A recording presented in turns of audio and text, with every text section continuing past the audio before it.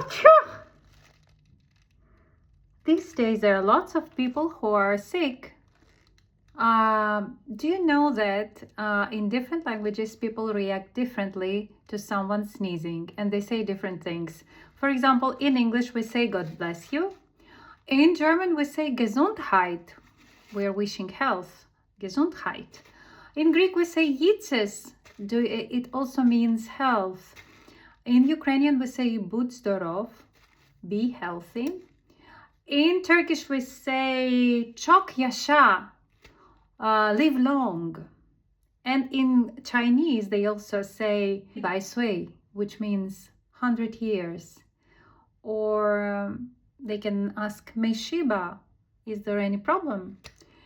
Just like Japanese, which will ask Daijobu, is it okay? In Italian they will say salute, health to you.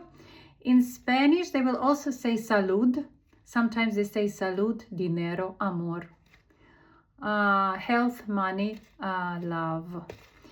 And in French they say à tes souhaits or à vos souhaits, which means to your wishes, to your wishes.